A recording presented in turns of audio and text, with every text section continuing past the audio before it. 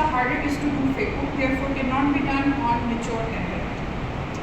So the cataract should be of grade 3, moderate yellow, which mostly exists in senile cataracts of age 60 to 65. So this is a picture showing the types of cataract starting from normal lens, immature, mature, hypermature. This is nuclear, posterior subcapsular and Morganian cataract. So in mature, hypermature and Morganian cataract, phacoemulsification is a bit difficult to do.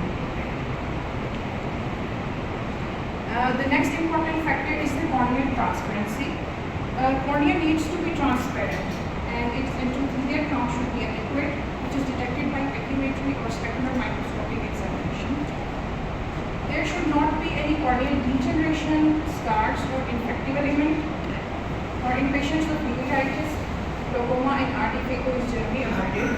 So this is the picture A showing the clear cornea and B, C and D followed by corneal degeneration, scar marks and infective element. So therefore phacoemulsification cannot be done in such cases. The other important factors include good red frontal glow and good retinal status.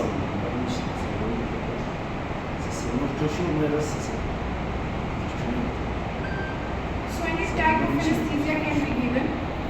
General anesthesia is mostly given in children, psychopaths and non-cooperative patients.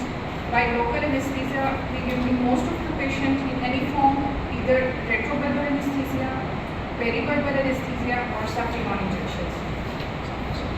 Topical anesthesia is mostly done in cooperative patients and for which we use Rehman high-dose gently. So here is the parts of the phacoemulsification, which has machine body and connecting system and handles. The machine body controls irrigation, flow rate, aspiration and produce magnetic field, and the connecting system unites handles and cassettes of the machine, and these are the handles which include ultrasonic probe, irrigation, aspiration, cannula handpieces and interior vitrectomy handpieces. So this is the picture of phaco probe and vitrectomy handpiece in case of PC program.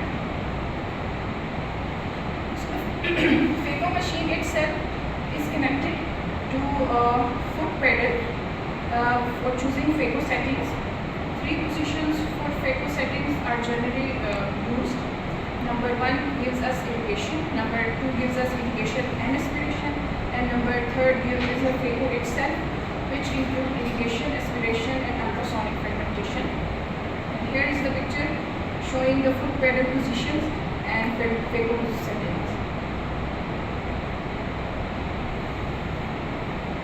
Coming towards the surgical steps, patient is first trapped and wrapped, eyelid speculum is applied, and operating microscope is well adjusted to keep the surgical view clear, which is very important for an eye surgery. Now starting with the surgery, first is clear cornea incision, which we give by using a side port knife 15 degree and 3 mm of incision is given on the clear cornea, is shown in this picture, and finally entering into the anterior chamber.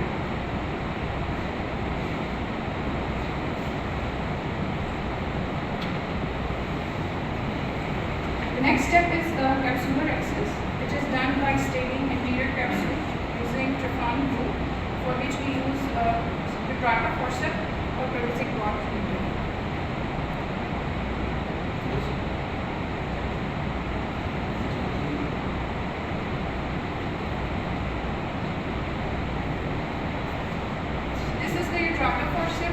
And here is the staining of the anterior capsule, in which we create a flap first and we rotate the flap with circular motion to give continuous circumvenient capsular access.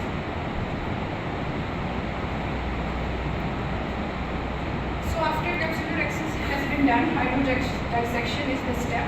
By this step, the nucleus rotates freely inside the capsular bag. It is done by injecting fluid between cortex and capsule. Golden ring appears, which shows the step is completed successfully. And the next step is nucleus emulsification and aspiration, which is done by using phaco probe itself.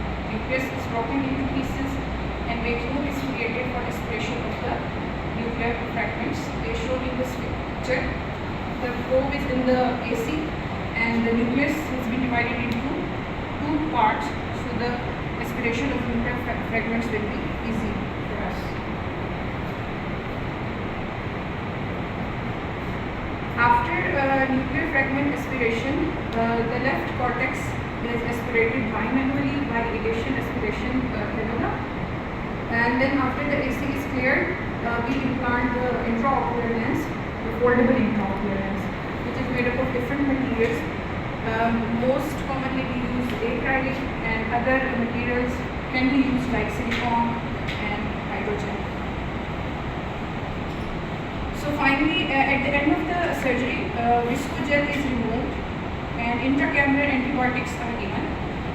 We use oxyfloxacin generally in our practice, and then finally wound is hydrated for sealing purpose.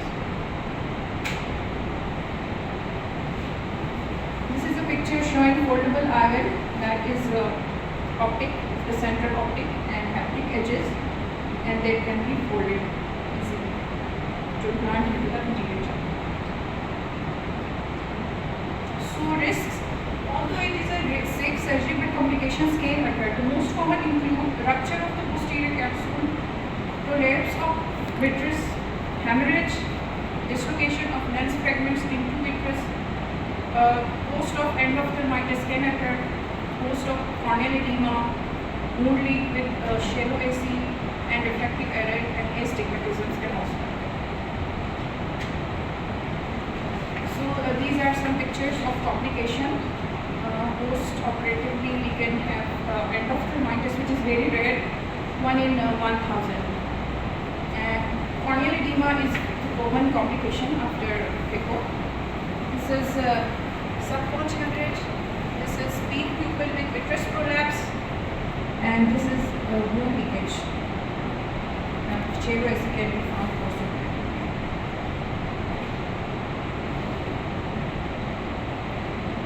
This is the recent advancement in cataract surgery, which is called FLACS.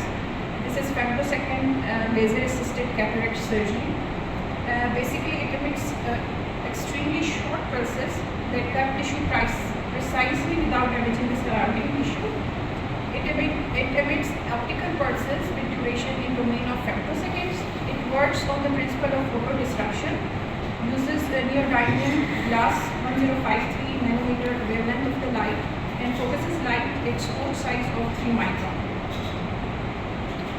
The mode of action is the laser surgery is absorbed by tissue, which results in plasma formation, and the expansion of this plasma creates cavitation bubbles, which separates the tissue plane.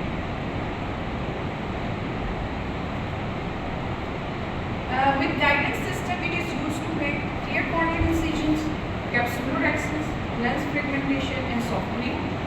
The advantages over phaco is that the incision has greater stability, the corneal incision, and capsulotomy is more precise, as shown in this picture. The precise capsulotomy hole is being created on the anterior capsule. There is better IOL concentration and less edema in comparison to phaco. Last but not least, this is very costly and time consuming, so cannot be afforded by most of our patients in global practice. So here is a small video